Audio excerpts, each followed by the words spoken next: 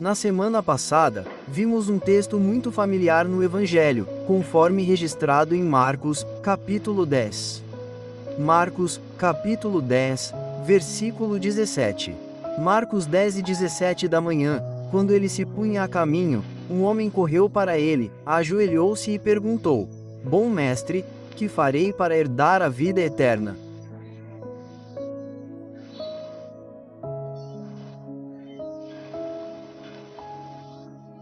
Como dissemos na semana passada, essa história é contada por 3 evangelistas, e eles enfatizam pontos diferentes, mas todos dizem a mesma coisa sobre ele, que ele era muito rico.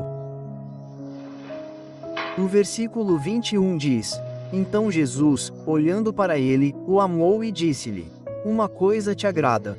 Qual era a única coisa? A fé salvadora. Uma coisa que te falta?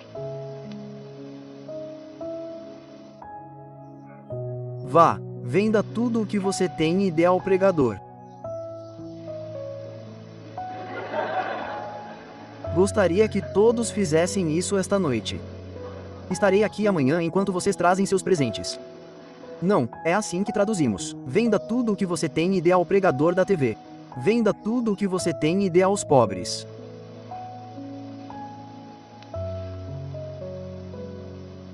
Essa é a primeira coisa que ele tem que fazer. E você terá um tesouro no céu. Então venha, tome a sua cruz e siga-me. Ele foi embora triste porque tinha muito o quê? Não muito dinheiro. Nenhuma das versões fala sobre ele ter dinheiro. Ele tinha grandes posses. Existem algumas coisas muito mais preciosas para nós do que dinheiro. Nós amamos honra. Nós amamos ser apreciados. Muitas pessoas não têm muito dinheiro, mas são intelectualmente ricas, são socialmente ricas ou têm prestígio no mundo religioso.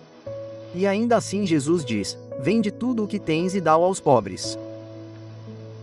Então toma a tua cruz e segue-me. Aspas. Onde? Para o banco. Sim.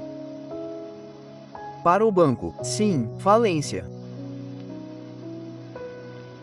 É uma extensão do banco. É para onde todos os bancos estão indo. Então, é melhor você conhecer. Falência. A menos que você esteja falido, você não pode segui-lo. Enquanto você tiver um grão de autoconfiança, autossatisfação, autovalorização, desejo próprio, autoglorificação, você não pode ser seu discípulo. Isso nega tudo a que a carne se apega. Posição social, prestígio entre os cristãos, muitas pessoas se tornam piores depois que são salvas do que eram antes. Preciso de outra noite para explicar isso, mas aí está. Vamos pular para o versículo 29. Jesus respondeu e disse-lhe: Em verdade vos digo que ninguém há que tenha deixado casa, ou irmãos, ou irmãs, ou pai, ou mãe, ou filhos, ou campos, por amor de mim, que ele receberá 100 vezes mais. Agora, neste tempo, ó rapaz, aí está você, há prosperidade para você.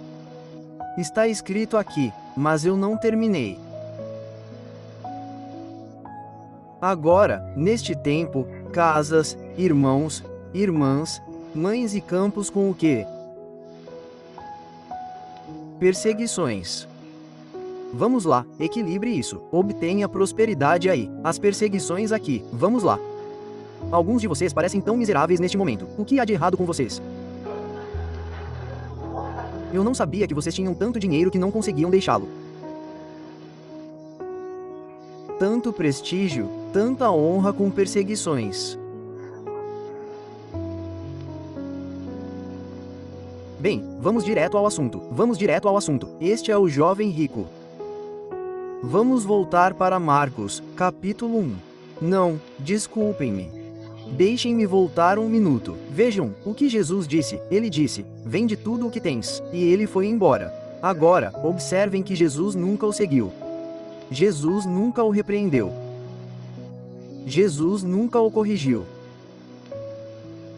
Vocês não imaginariam que aqui Jesus o teria advertido?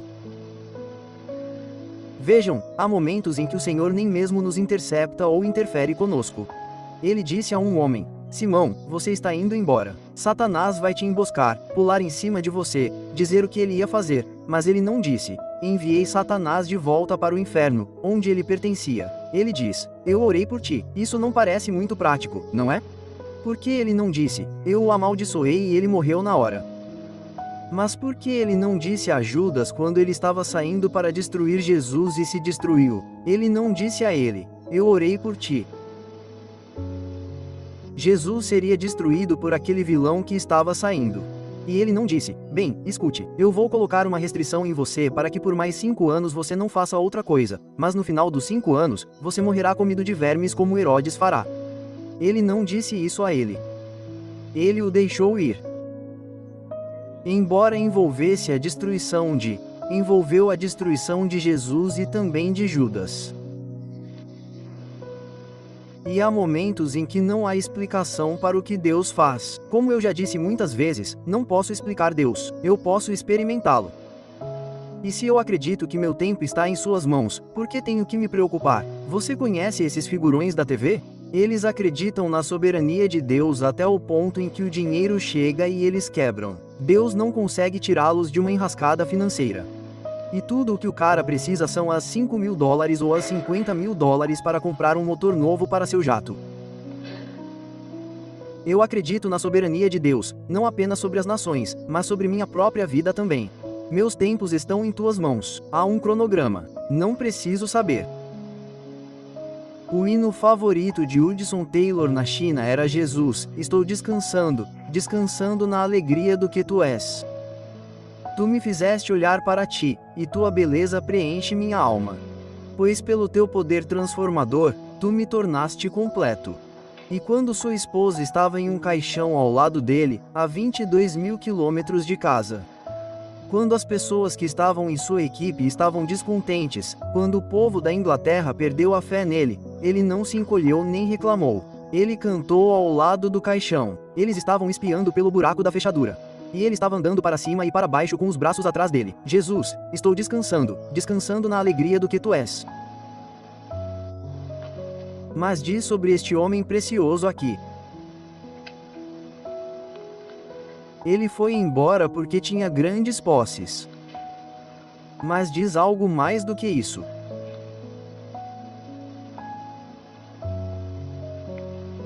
Diz que Jesus, olhando para ele, o amou. Por que ele o amou? Por várias razões, eu acho. Ele o amou porque se curvou diante dele? Lembre-se de que isso é o oposto dos costumes deles naquela época e é comum no Oriente agora. Os pobres cairão aos pés e implorarão aos pés de um homem rico. Mas aqui você tem um homem rico mendigando aos pés de um homem sem dinheiro, um homem sem teto, um homem que não tem autoridade, um homem que é desprezado na sinagoga e no templo. E este homem vem com coragem e publicamente. Se você ler o começo do capítulo, Jesus abençoou crianças pequenas em uma casa. E então diz que ele saiu pelo caminho. Então, isso está sob o olhar do público. E aqui estão todas essas pessoas que conhecem esse nobre. Na Inglaterra, poderíamos chamá-lo de Lorde hoje em dia. Ele é um homem distinto na sociedade, e ainda assim ele se curva diante desse homem que é um rebelde. O homem que contradiz a teologia da época, os costumes da época, tudo da época. E aqui está um homem rico, talvez um dos homens mais conhecidos do país. E ele está aos pés de Jesus clamando: tem misericórdia de mim. E Jesus, olhando para ele, o amou.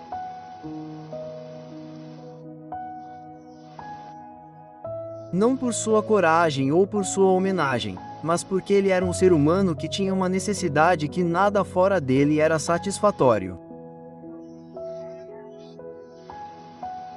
Ele é conhecido como talvez um homem que faz tudo. E ainda assim ele vem se curvando aos pés, mais uma vez. Não posso enfatizar o suficiente sobre esse pregador itinerante e pobre que é o homem mais rebelde no que diz respeito aos teólogos.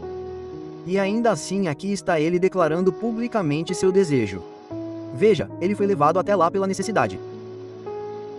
Diz aqui que Jesus olhou para ele e o amou. Agora, por favor, volte para Marcos, capítulo 1. Na história que acabamos de ler, foi um governante que foi até ele aqui no versículo 40 do capítulo 1 em Marcos. Diz: chegou um leproso, rogando-lhe, e pondo-se de joelhos, dizendo: se quiseres, podes tornar-me limpo. E Jesus se comoveu. Veja, Jesus disse algo ao homem rico ou não disse nada, desculpe-me. Ele apenas olhou para ele e o amou. Não diz aqui que o amava, diz mais do que isso. Ele disse que tinha compaixão, e por ter compaixão, o que ele fez? Ele o tocou. Admiro pessoas como a querida Sani e esses caras aqui, esses preciosos indianos que vão até lá na semana passada ou 2 semanas atrás, ou o trabalho que Dave Wilkerson está fazendo ou Joey por ir e tocar as pessoas. Você tem aqui um homem que é leproso. Ninguém nunca o tocou, eles se retiraram, ele estava fora da sociedade, fora da religião. Ele perdeu seu título, tudo porque foi declarado leproso. E ainda assim, quando ele foi até Jesus, Jesus o tocou. O que você acha que ele sentiu? Talvez ele nunca tenha sentido o toque de um ser humano por anos. E ele foi até Jesus. Ele sabia que ele cheirava. Ele sabia que ele era nauseante. Ele sabia que ele era repulsivo. Já vi alguns lugares incríveis ao redor do mundo. Um dos mais incríveis foi ir a uma colônia de leprosos na Tailândia. E havia homens cujos braços foram comidos até os cotovelos. Homens cujas pernas foram comidas até os joelhos. Lembro que passamos por alguns portões que não deveriam ir para a colônia de leprosos. Tínhamos uma garota na Bethany Fellowship, uma das garotas mais bonitas que eu já tinha visto. Ela era missionária lá com o marido e ela foi e se sentou no meio de todos aqueles homens corruptos. Um homem teve o rosto comido. Ele tinha um fio de carne prendendo seu globo ocular. Dava para ver sua garganta onde sua língua se juntava. Havia outros ali. Seus dedos estavam verdes de verde e pus escorria. E ainda assim eles batiam palmas e cantavam Jesus me ama. Isso eu sei. Você acha que já esqueceu uma coisa dessas? Um leproso fora da sociedade. E o homem mais puro que já viveu antes que os anjos se curvassem vai até ele e toca naquele homem leproso. Como você acha que ele se sentiu? Todas as barreiras caíram. Ele não está olhando pelo canto do olho para o sumo sacerdote ou algo assim, ele não se importa. Agora, aqui está o homem que está agitando a nação e ele vem até mim para fazer o quê? Ele me tocou. Ele me tocou. Oh, vamos lá, me ajude, não seja aleijado. Marta, você e eu cantaremos, então todos irão embora. Ele me tocou. Oh, ele me tocou. Cante. E toda a alegria que inunda minha alma.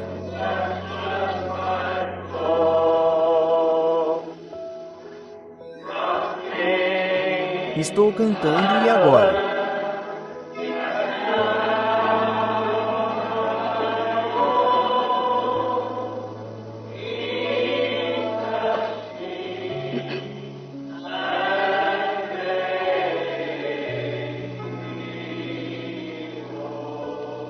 Vocês sabem que o piano é quase tão ruim quanto nós. Ele tem notas que não funcionam. Então, se vocês moram, se vocês trabalham aqui, digam a eles esta semana, por favor, para afiná-lo. Chamem um médico. Então, nos deem uma nota. Vamos cantar de novo. Ele me tocou. Ele me tocou. Oh, ele me tocou.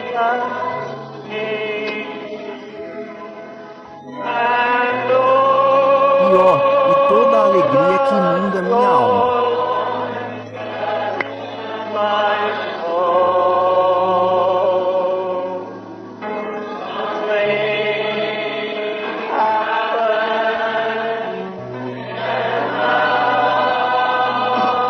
Oh, algo aconteceu e eu sei que me leve para casa.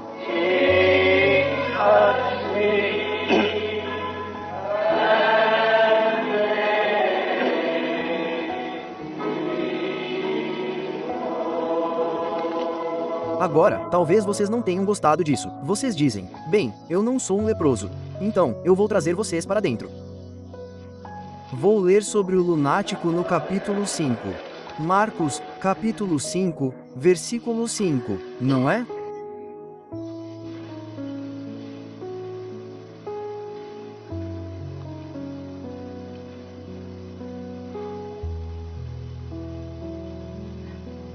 Vamos começar no versículo 1. Marcos 5, capítulo 1. Eles saíram do outro lado, para a terra dos coxos. E, saindo Jesus do barco, logo lhe saiu dos sepulcros um homem possesso de um espírito imundo, o qual tinha entre os sepulcros a sua morada.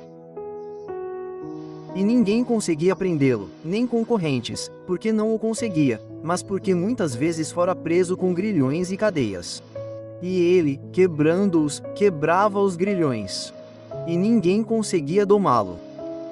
Andava sempre, noite e dia, pelos montes e pelos sepulcros, chorando e cortando-se com pedras. Quando viu Jesus de longe, saiu correndo e o adorou. Não é espantoso? Um homem possesso de demônio correu até Jesus. Meu Deus, ele tinha ido à sinagoga e ao templo, tinha visto o sumo sacerdote, os outros sacerdotes e todo o resto, tinha visto o ritual do holocausto e tudo mais, nunca fizera nada por ele. Era teoria. E agora ele vê novamente este homem santo e maravilhoso. Veja o que diz. Quando viu Jesus de longe, correu e o adorou. Ou creio que outras versões dizem que ele se prostrou, adorou-o e clamou em alta voz: que tenho eu contigo, Jesus, Filho de Deus, Deus Altíssimo? Eu te adoro por Deus, para que não me atormentes. Aspas. Pois ele lhe disse: sai dele. E ele lhe perguntou: qual é o teu nome? E ele respondeu: meu nome é Legião, e somos muitos. E ele lhe implorou muito que o mandasse para o campo, para fora do campo. Havia perto das montanhas uma grande manada de porcos pastando, e todos os demônios lhe rogavam, todos os demônios em coro. Isso diz alguma coisa para você? O inferno é tão ruim que os demônios não queriam voltar para lá. E ainda assim não há libertação a não ser por meio de Jesus. Sabe, eu estava conversando com alguns rapazes. Espero que estejam melhorando. É domingo. Ele esteve aqui ontem. Preguei para 2 pregadores ontem. Essa é a coisa mais difícil do mundo. Pregando para 2 pregadores. Nenhuma oferta para uma coisa. Então, na próxima semana, quando você vier trazer uma oferta. Eu disse: você sabe o que há de errado com a pregação moderna? 3 coisas. Uma coisa é que ela não tem intensidade. O que era? O que? Intensidade. Número 2, ela não tem majestade. E número 3, ela não tem eternidade. Não sei se você ouviu o final daquele julgamento, sobre o que foi feito com Oliver Green esta noite. Achei o resumo lindo. Ele ficou muito comovido, e o sujeito que fez as perguntas ficou comovido. Pensei: bem, por que diabos? Eles estão apenas fingindo que todo aquele julgamento não significará muito na eternidade. E ainda assim os pregadores ficam quase como bobos da corte no púlpito. Sabe, acho que um problema com a igreja hoje é que temos muitas pregadoras fazendo sermões para cristãos que fumam cigarros.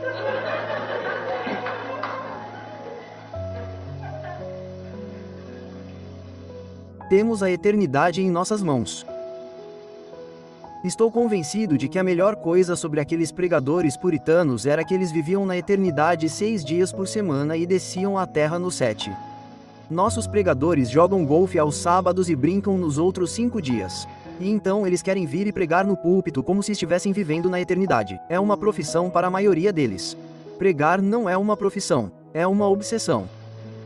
Se não arde em você, se você dorme normalmente, você não é um cristão. Você dificilmente é um cristão. Deixa pra lá. Um pregador em um mundo infernal como este que está à beira do maior desastre de todos os tempos. Mas os demônios nem queriam voltar para o inferno. Eu não queria. Eu já tinha ido com Gypsy Smith muitas vezes. Na verdade, jantei com ele várias vezes porque ele veio à faculdade. Ele não veio me ver, e eu sentei ao lado dele. Ele é um grande homem. Cara, ele sabia falar. Você sabe qual era o assunto principal dele? Bem, logo à frente estava Jesus. Depois disso, seu principal interesse era Gypsy Smith, mas de qualquer forma, ele estava sempre falando sobre as coisas que tinha feito. E eu lembro que um dia ele falou: sabe de uma coisa? Os porcos têm mais juízo que os homens. Alguém disse: bom, como você sabe? Ele disse: Jesus lançou os demônios nos porcos. Todos eles cometeram suicídio. Eles nem mesmo deixaram o demônio viver neles. Mas eu não sei se você tem uma cópia de M. Teremos que procurar lá se podemos obtê-lo e entregá-lo ao irmão Jack. Jack, você conhece um livro chamado O H? Qual era o sujeito que expulsou os demônios da Alemanha? Você se lembra dele? Bloom. A Batalha de Blumart. Você conhece esse livro? Precisamos obtê-lo. Sabe, se a igreja realmente estivesse no negócio fazendo isso, o psicólogo não ousaria cantar sua canção idiota. Diga-me, você conhece um homem possuído por demônios, possuído pela luxúria?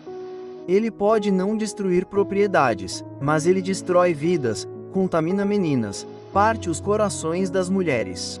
A que igreja você pode levá-lo onde eles se sentam sob a unção de Deus, e as pessoas então deixam o santuário? Eu lhe direi quando Deus está presente, quando as pessoas não saem da reunião. Lembro-me de pregar 3 noites. Cheguei um dia antes do previsto na Nova Zelândia, há cerca de 15 anos. Acabei de chegar em casa e alguém ligou e disse: estamos ouvindo chuva chegando. Aspas. O homem disse que está na minha casa há 5 minutos. Pergunte a ele se ele poderia ir para o sul da ilha, a 400 milhas de distância. É Natal. Não vai ter ninguém por perto. Eles vão todos para as praias. Faz calor lá. É dia de Natal. Geralmente é um calor escaldante. Eu disse: bem, eu vou. Ele disse: talvez você não consiga reunir 30 pessoas. Você sabia que chegamos lá? Havia quase 300 pessoas lá. Na segunda noite, a igreja estava lotada. Na terceira noite, as vigas estavam lotadas. E você sabe, por 3 noites, eu preguei com todo o meu coração. E não ousei fazer um apelo. Sentei-me na sala dos fundos e as pessoas ficaram sentadas lá por 2 horas ou mais. Eu não sabia o que fazer. Eu estava com medo de injetar carne. Então, eu saí. Então, um velho disse: Ren nem sabia como lidar com isso. Aspas. Eu não sabia como lidar com isso. Talvez eu soubesse. Eu certamente não sabia naquela época. Mas veja, quando o silêncio da eternidade está lá, você mal ousa dizer uma palavra. Você quer ir para casa na ponta dos pés. Você não fala sobre besteiras. Eu preguei em uma das maiores igrejas deste país. Numa manhã de domingo, entrei. Aqui está uma congregação de 3.000 pessoas. Assim que entrei na sala, o pastor disse a um dos diáconos: diga, 2 touchdowns hoje. 2 o quê? Aspas. Rapaz, eu poderia ter jogado a Bíblia nele. Falando sobre futebol alguns minutos antes de irmos falar com 3.000 pessoas. Quero que aprendamos um hino. Não, não agora, um hino cacre maravilhoso.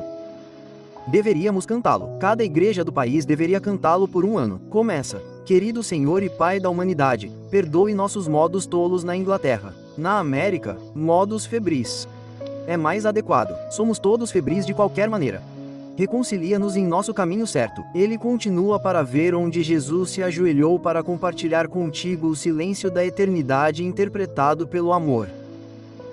Diz: respira através dos calores do nosso desejo, tua plenitude e tua bomba. Que o sentido seja feito, que a carne exija. Vou te dizer o que a maioria dos pregadores faz. Eles penduram o manto suado do profeta atrás da porta do escritório antes mesmo de subirem na plataforma. Eles são tão cheios de psicologia, habilidade, como expor a palavra, como fazer isso, como chegar às pessoas.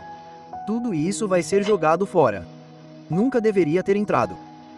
Mas estou convencido de que Deus vai levantá-los. E ele levantou uma voz em Tyler, e Deus é minha testemunha. Eu não sou velho. Não sou tão velho quanto meu querido amigo aqui. Você é mais velho do que eu, não é, Beatrice? 3 meses. Nossa, você parece 3 anos mais velho do que eu. Ah, isso foi cruel. Beatrice, ela é uma boa metodista, outra jovem metodista ali. Mas sabe de uma coisa? Deus vai responder à situação em que estamos. Não por meio de política, não por meio de alguns artifícios de homens.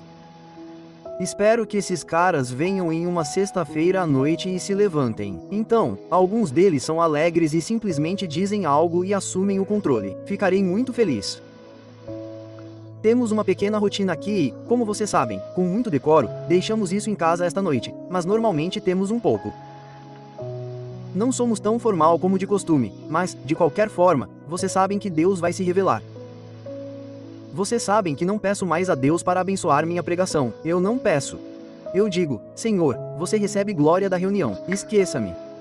Se eu prego bem ou não, se falo bem ou choro, não me importo nem um pouco. A glória de Deus tem que voltar para o templo, então vocês trarão qualquer um. Vocês trarão pessoas possuídas por demônios, com luxúria, com orgulho, com raiva, com todas as coisas infernais. Mas a presença de Jesus será tão real que as pessoas quase se encolherão. Quero dizer, encolherão por dentro. Mas aqui está um homem que vem até Jesus e eu digo, tudo bem. Onde estávamos? Marcos, capítulo 1, não era? Marcos, capítulo 1. Quero um relógio que ande mais devagar, se você puder me dar um. Vou voltar aqui.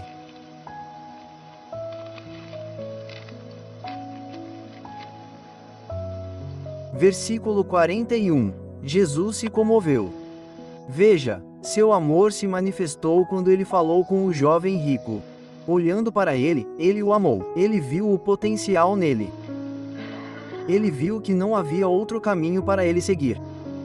Novamente, ele não barganhou com ele. Ele não disse, eu mudarei seu status para você. A palavra de Deus diz que não há homem que venha ao Pai a menos que se arrependa do pecado e tome sua cruz. Nem todos pagamos o mesmo preço.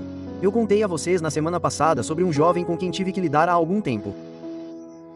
Ele está prestes a se tornar um dos jogadores de tênis mais promissores do mundo. E ele disse, Senhor, eu posso ver minha carreira progredindo. Eu disse, deixa pra lá. Você acha que vai se arrepender na eternidade por ter deixado algumas bolas escaparem?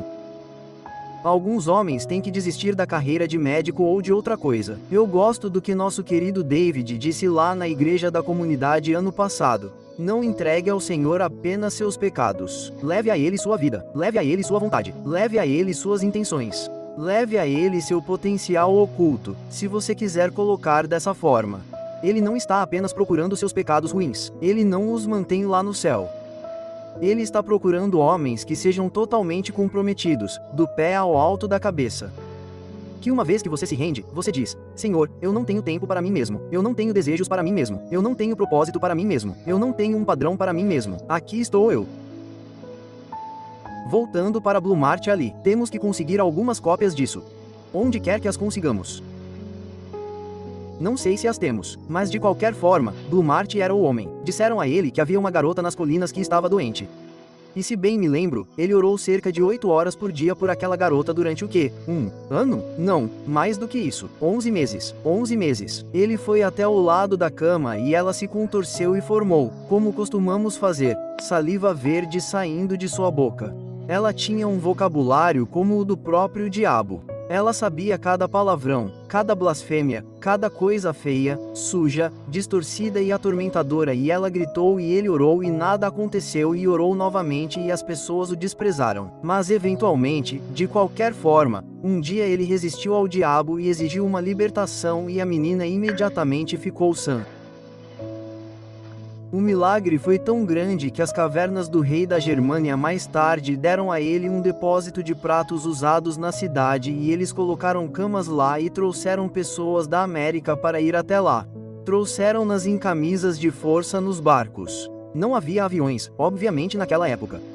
E ainda assim eles trouxeram todos os tipos de pessoas e pelo jejum e oração não há psicologia e você tem alguns sentimentos internos que precisam de cura. Vamos lá, esqueça. Eles não disseram a ele que você precisa de uma imagem melhor de si mesmo. Você não precisa de nenhuma imagem. Tudo o que você precisa é da imagem dele em você.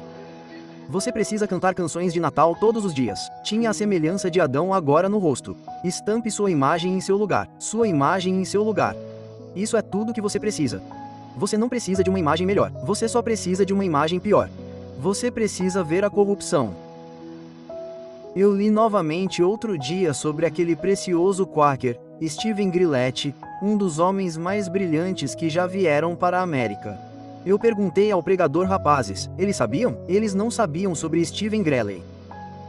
Ele estava caminhando pela beira de um campo, havia uma floresta. E ele disse: de repente, cada folha das árvores se tornou uma língua, cada língua começou a entoar uma palavra. O que ele entoou? Eternidade, eternidade, eternidade. Ele se jogou no chão. Ele se levantou. Ele não sabia que não foi abatido espiritualmente por 5 minutos e levou uma pancada na nuca. O que ele fez? Ele entrou em um quarto e ficou lá por 5 dias sofrendo. Ele disse: quando ele me mostrou a eternidade, quando vi o Cristo, vi minha corrupção, minha vileza desde os meus pés. Não há nada de bom em mim, do ponto de vista da minha vontade. Até minha vontade está corrompida. Meus desejos estão corrompidos. Meus apetites estão corrompidos. Aspas. E então o que ele faz? Ele chorou e foi liberto. O que isso significa? Significa que, como o apóstolo Paulo, ele disse: sou devedor do mundo inteiro. Ouça, amigo, você é um devedor de todas as almas perdidas. Por que, em nome de Deus, não mudamos nossa linguagem de uma vez? Não diga: eu tenho uma amiga e ela está perdida. Diga: eu tenho uma amiga e ela está condenada. Seja honesto sobre isso até que isso te queime. Eu estava orando há um tempo. E enquanto orava, eu disse: Senhor, deixe essa coisa me morder por dentro, pois ganhei alguns dentes. Me morda por dentro. Peguei um velho volume de um dos puritanos. Quando o abri, ele disse: sabe, pedi a Deus para deixar algo me morder por dentro. Então, pensei: bem, aleluia, não sou tão louco quanto pensava. Aspas. Mas veja, a menos que queime em mim, não queimará em você. Você diz. Então, você fica animado. Claro, eu tenho o maior trabalho do mundo, a maior mensagem do mundo. Hebreus 7:25 da manhã é tão real agora quanto quando foi escrito. Ele é capaz de salvar completamente e até o mais vil ofensor que realmente acredita que naquele momento Jesus recebe o perdão. Você sabe por que a igreja é tão monótona? Porque não vemos libertações. Vemos pessoas indo para a frente de batalha. Meu Deus, elas fizeram isso 20 vezes e nenhuma mudança. Mas quando elas desistem e dizem: eu não vou mais ao cinema. Conversei com um jovem ontem mesmo. Ele é um sujeito estranho. Ele tem que ser. Ele é meu amigo. O que foi dito sobre esses porcos? De qualquer forma, ele expulsou os demônios. O que eles fazem? Eles entraram nos porcos. O que aconteceu? A comunidade inteira veio e orou. Eles não oraram: Senhor, eles disseram: Senhor, saia do nosso país. Eles oraram para que ele saísse da costa deles. Por quê? Eles amam seus porcos mais do que imaginavam sobre o homem que foi liberto. E ouça, se você vai a uma igreja e anda com Deus, rapaz, você vai ser um excêntrico hoje em dia. Esse jovem me disse que ele vai a uma igreja grande, não nesta área, ele vai a uma igreja bem grande. E eles chamaram os jovens, muitos jovens, adolescentes, jovens casados juntos. Vocês vão para uma sala ali para decidir o que vamos fazer nessa situação. Se vocês não quiserem ir lá, tem uma reunião de oração aqui. 3 pessoas foram para a reunião de oração. Esta outra sala está lotada. Eles estão decidindo onde ir para uma festa na piscina com outra igreja. Por que, em nome de Deus, você quer ir com um monte de mulheres seminuas? Se as seminuas são apenas metade do cérebro, você pode ter certeza disso. Quem quer ficar se pavoneando por aí? E por que ele não vai? Porque ele diz: eu não posso ir ao cinema. Eu poderia, mas não vou ao cinema. Não vou com essas festas de natação. Aspas. Ele é marcado na igreja como um divisor, um divisionista. E daí? Você não pode ser um cristão popular no verdadeiro sentido da palavra. Estamos em um elemento estranho. A partir do momento em que Adão saiu da união com Deus, estamos vivendo em território inimigo. E não está melhorando, está piorando. E até mesmo andar em santidade é ridicularizado e justo.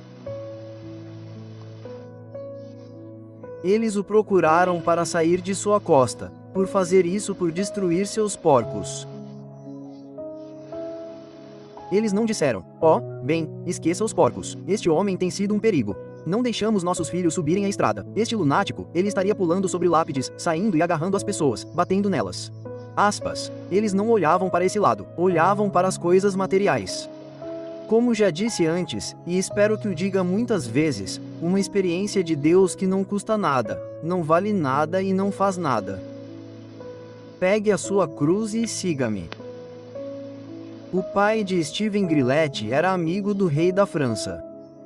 O pai dele era dono de algumas dessas fábricas de porcelana, algumas das melhores porcelanas de Limoges. E o pai dele era dono de alguns desses grandes lugares. O resultado foi que a família se voltou contra ele.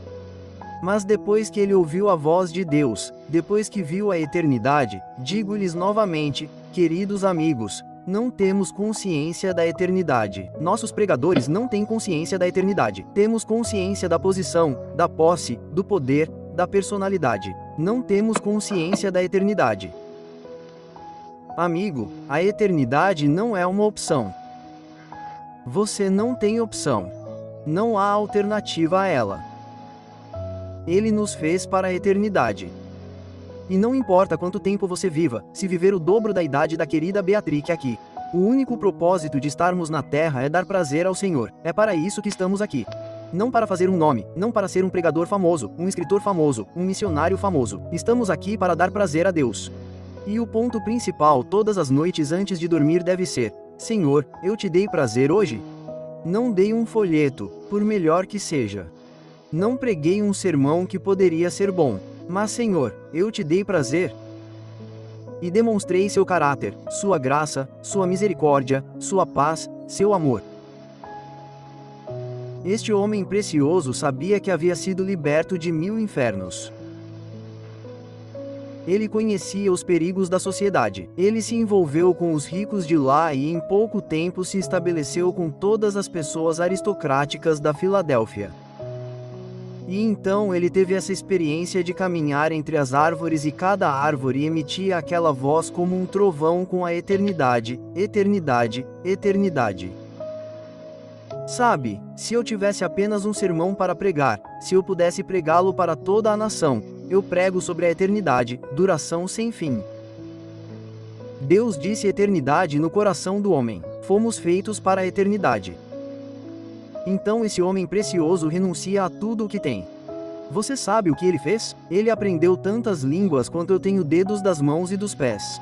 Ele foi para campos de escravos. Ele foi para assentamentos onde apenas pessoas negras eram reunidas. Ele foi para orfanatos. Ele foi para todas as cabeças coroadas da Europa. Ele escalou os Alpes. Não andou a cavalo. Ele escalou os Alpes. Ele foi até o rei da Rússia, o czar da Rússia. Ele foi até o rei da França, o rei da Bélgica. Há um rei na Itália. Ele foi até lá. Ele até foi até o Papa e testemunhou para ele. E como um cacre, ele não removeria seu coração. Eles disseram: quando você pisa na presença do Papa, você deve remover seu coração. Ele disse: oh, não. Não. Sim, ele disse: não. Bem, entre por aqui. Eles abriram a porta e o fizeram passar. E então um homem agarrou seu chapéu e o tirou. Então, ele teve que se apresentar diante do Papa sem chapéu, mas não sem uma mensagem. Ele disse ao Papa que precisava ser salvo. Isso não é maravilhoso?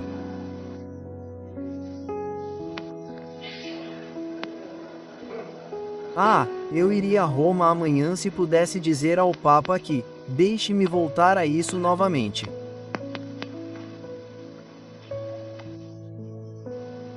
Fale sobre aquele homem, você sabe, ele foi escravo. Ele se sentou com crianças nas sarjetas da Índia para aprender palavras.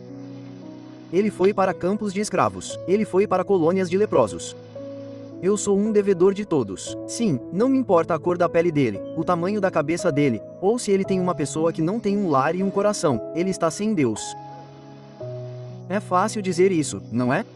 Aquele seu vizinho está sem Deus. Mas ouça, outra coisa é pior, é sem esperança, tanto nesta vida quanto na vida que há de vir. A razão pela qual tantas pessoas ricas se separam é que elas têm tudo o que é visível e eles não têm o invisível. E isso também é verdade para os pobres, é claro. Mas esse homem simplesmente passou a vida. E sabe de uma coisa? 2 vezes ele estava pregando em Paris e deixou a multidão embriagada porque disse que não há valor na missa que somente Jesus possa dizer. Eles o penduraram em um poste de luz e ele estava quase morrendo de sede quando alguém o derrubou. Então, na noite seguinte, ele pregou novamente e, em vez de colocar o poste de luz que estava ficando antiquado, eles o jogaram na placa do rio, jogando bem fundo na água. Ele saiu 2 vezes. Ele ficou diante de homens com um cutelo bêbado que iam cortar sua cabeça, e ele não correu e gritou. Ele ficou lá na hora certa, fora da hora.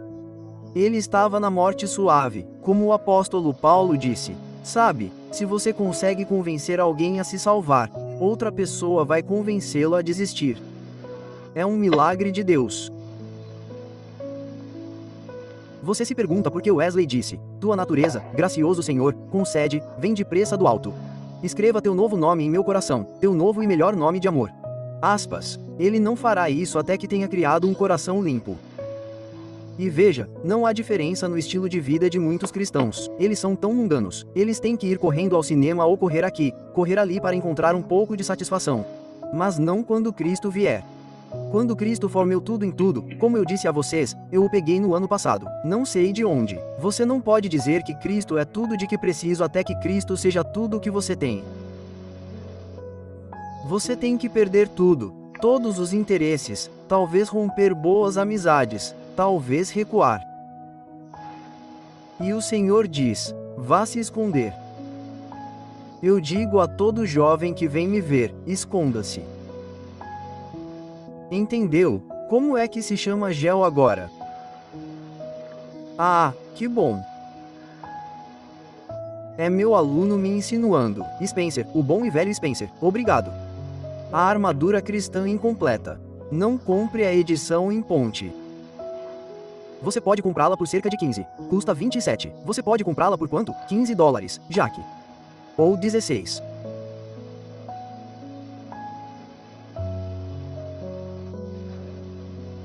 Por 17. Na verdade, custa 30 no varejo.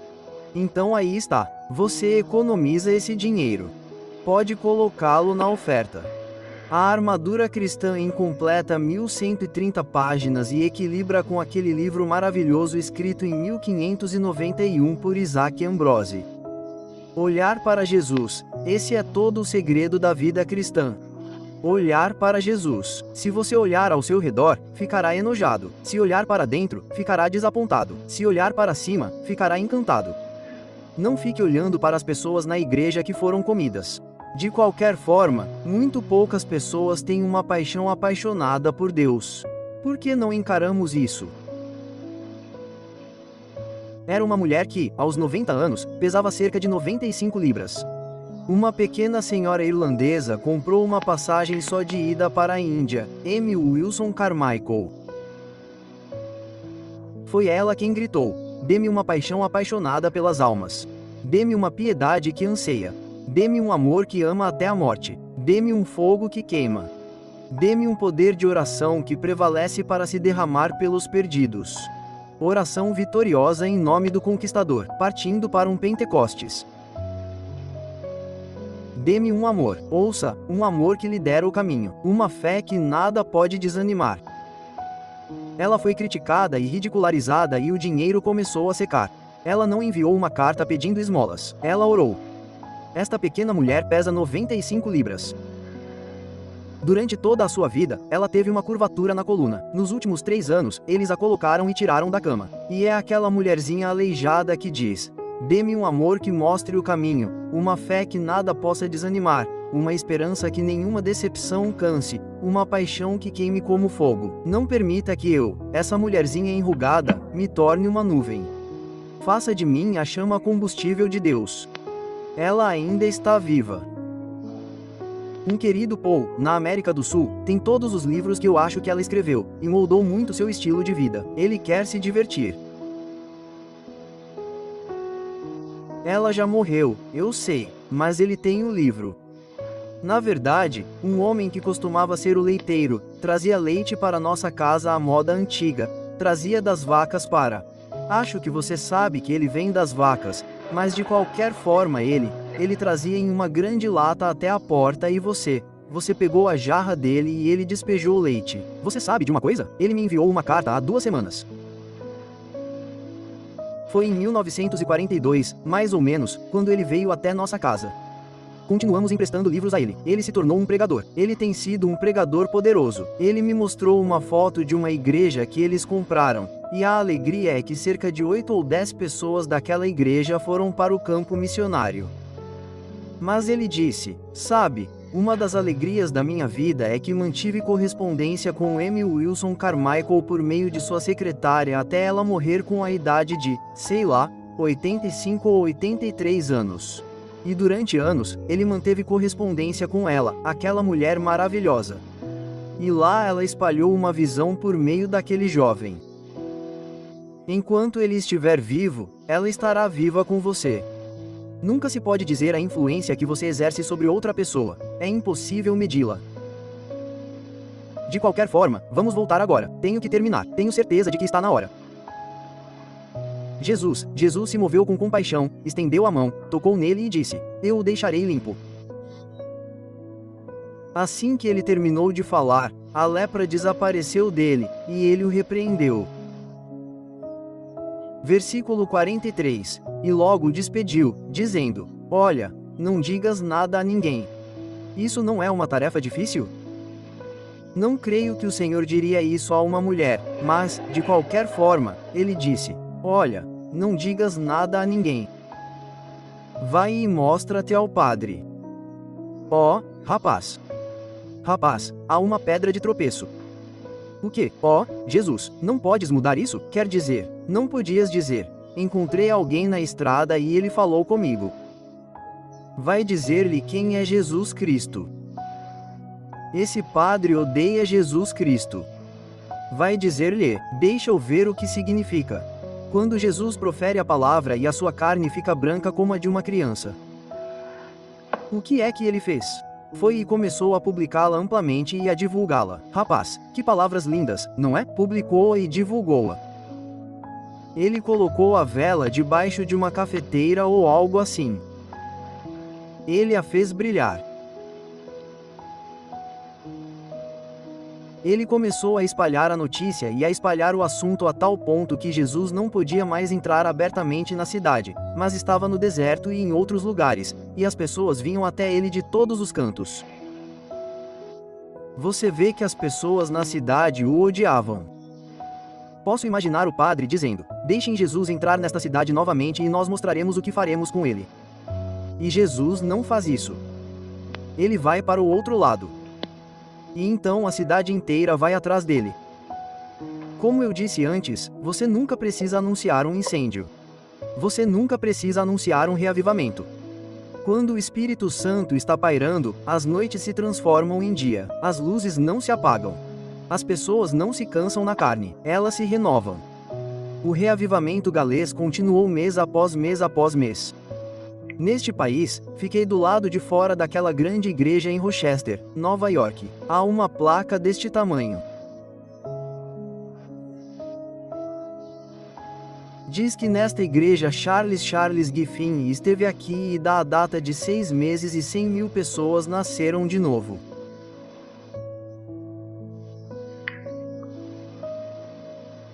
Diga-me um homem no campo que pode fazer isso hoje com todo o seu programa de TV. Um homem que irá e ficará na cidade até que os céus se quebrem, até que as paredes do inferno caiam. Até que as pessoas se virem durante o sono se perguntando por quê, e não há médico que possa diagnosticar isso. É aquela coisa incrível que chamamos de convicção de pecado, sobre a qual sabemos tão pouco.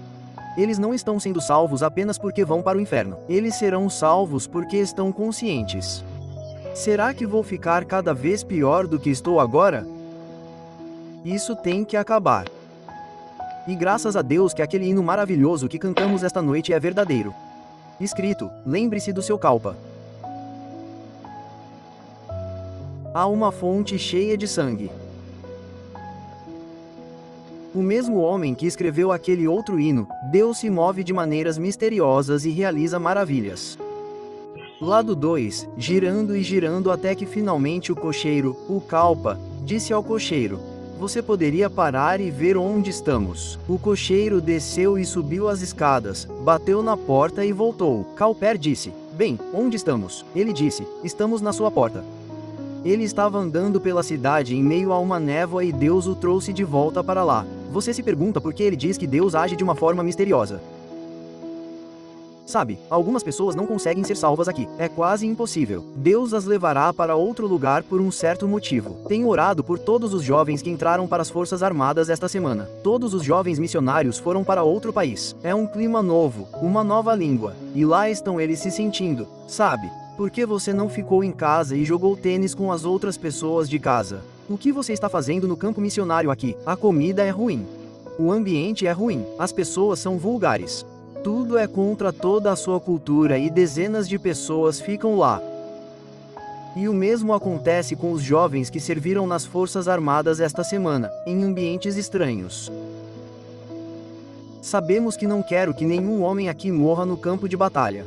Se você morrer no campo missionário, precisamos orar mais do que nunca pelos jovens de hoje. Há milhares de seduções hoje que não existiam há 10 anos.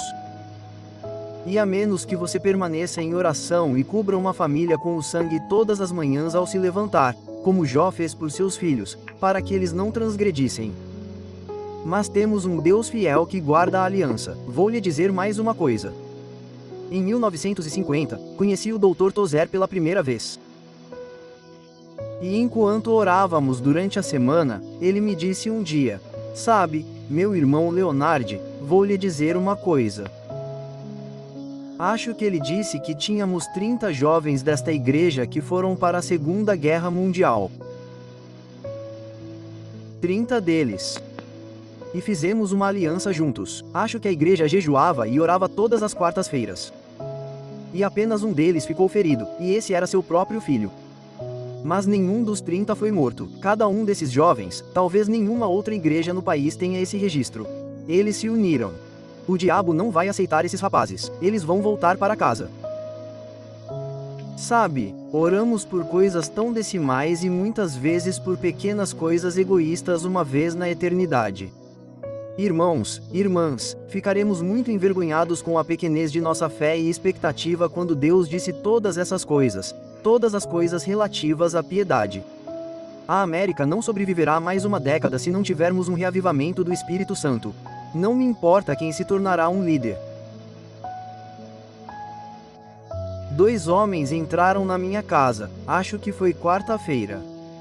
Não, terça-feira. E o primeiro que estava lá disse: "Sabe, estou lendo Jeremias." O segundo chegou à tarde. Disseram: "Estou lendo Jeremias." Acho que um irmão chegou ontem e disse que estava lendo Jeremias. Sabe, eu digo a eles: esqueçam Jeremias. Por quê? Bem, diga-me uma coisa. Não estamos vivendo nos dias de Jeremias. Jeremias tinha uma igreja em cada esquina de Jerusalém? Jeremias tinha milhares de Bíblias? A América tem, 3, 2, 600 milhões de Bíblias na América. Igreja em cada esquina, transmissão, faixas religiosas aos milhares, livros religiosos, transmissão religiosa, conferências, seminários ou semi-seminários e todo o resto. Todo esse calor sobre nós, a quem muito é dado, muito é esperado. E é hora de acordarmos. Adoro ver esses preciosos rapazes indianos. Eles me repreendem toda vez que vêm. Há zelo por Deus, o amor deles pelos 2,25 milhões de índios americanos que são donos do país. As pessoas mais embriagadas do país. Eles bebem mais bebidas alcoólicas. Seus jovens morrem por suicídio. 4 vezes para cada um que morre, um homem branco. E isso é uma vergonha para a consciência da América. Deveria ser outras pessoas vivendo na pobreza e na vergonha. Veja, a que você está se apegando esta noite, hein? Por que vendemos toda a sua reputação, seu estilo de vida, seja lá o que for? Não estou dizendo para vender cada móvel, isso não trará o reino de Deus para mais perto. Mas se você está se apegando a algo que está atrapalhando sua vida espiritual, abri um livro ontem para mostrar a um colega este novo estudo definitivo da vida de Jonathan Edwards. Puxa, eu o abri, sabe, é uma imagem tão linda. Eu o abri, puxa, o que eu fiz? Eu simplesmente caí. Dizia sobre este homem precioso que foi a chave para o reavivamento na América que abalou o país, que mudou o país inteiro. Ele orava e lia a Bíblia 13 horas por dia e tinha 13 crianças em casa. Veja, há muito a ser obtido de Deus. Você não pode viver apenas de reuniões tão boas quanto elas são. Você não pode viver e ir à maioria das igrejas de qualquer maneira. Onde viver em Cristo, nele, em sua palavra. E cada vez mais eu o quero. Não há nada que eu queira mais. Nada na terra eu desejo. Deixe-me citar isso e estou agradecido. Wesley, uma mulher que escreveu 100 anos antes de Wesley. Vem Jesus, vem Salvador Jesus do alto, auxilia-me com a tua graça celestial. Esvazia o meu coração do amor terreno. Aspas, é aí que começa. E prepara um lugar para ti. Não há nada de heróico nisso. Ouça isto. Nada na terra eu desejo, a não ser o teu amor puro dentro do meu peito. Só isto exigirei e livremente desistirei de todo o resto. Riqueza, honra, prazer e o que mais é esta curta duração. Não sei do que ela desistiu. Sei do que Wesley desistiu. Se tivesse ficado na Igreja da Inglaterra, ele teria sido o mais distinto arcebispo de Canterbury que a Inglaterra já teve. Ele deu tudo, morreu por quase centavos. Dormiu numa floresta em Geórgia e ficou congelado no chão lutando para libertar um braço, depois a cabeça e depois as pernas. E ele nem sequer foi salvo. Meu Deus, esse homem me mata. Ele não nasceu de novo de verdade, e ele costumava se encontrar e estudar a Bíblia às 4 da manhã com Cowper e todos aqueles outros caras. É sede de Deus. Veja, há um segredo. Todo o segredo é ter fome e sede de justiça, de Deus. Não desejo nada na terra. Rapaz, temos uma boa maneira de dizer isso, mas teu amor puro dentro do meu peito. Só isso eu exijo e livremente desisto de todo o resto. Riqueza em seu prazer e o que mais este mundo de curta duração pode dar. Tente como quiser, minha alma se rebela, pois somente Cristo decide viver. Eu te amarei e somente a ti com puro deleite e bem-aventurança interior saber que me aceitas como teu. Oh, que felicidade é essa quando um sujeito chega e realmente diz a uma garota, eu te amo. E ele se casa e nós vamos ficar juntos daqui para a eternidade. Rapaz, isso muda tudo na vida dela. E uma vez que nos casamos com ele, é isso que a salvação realmente significa. Eu renuncio ao mundo, à carne e ao diabo, a todos os confortos da criatura, a todas as outras coisas, e digo, estou casado com a vontade de Deus e, custe o que custar, farei a vontade de Deus. Porque o bom livro diz novamente, aquele que faz a vontade de Deus permanece para sempre. Vamos orar em 1 minuto, mas deixe-me lembrá-lo de nosso vizinho que vem às vezes. Eu sei que Jacó vem, mas ele vai embora de manhã novamente. E os outros vizinhos estão fora, John, que ora conosco às quintas-feiras. Ele foi embora em uma cruzada. A gangue de Joe F deve estar em algum lugar incomodando o diabo, espero. Ótimo! E esses índios vão ter um encontro. É assim que você o chama?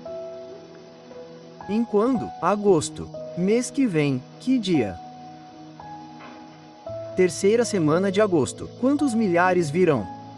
48 mil. De 4 a 8 mil. É um programa de devoção da manhã até a noite. Meu querido irmão diz, embriaguez, pecado e desavergonhada.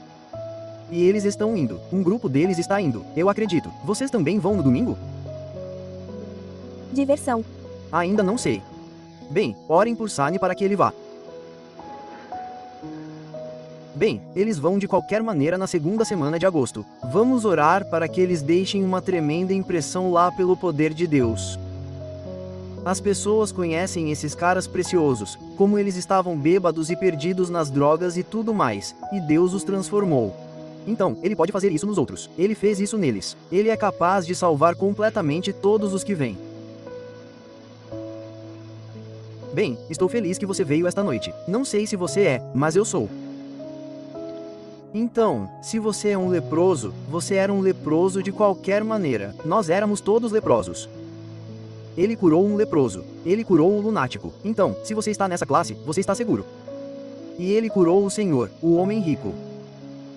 Ele veio e libertou todos os que estavam no espectro. E ele ainda consegue fazer isso. Queremos ver Deus agir em nossos dias.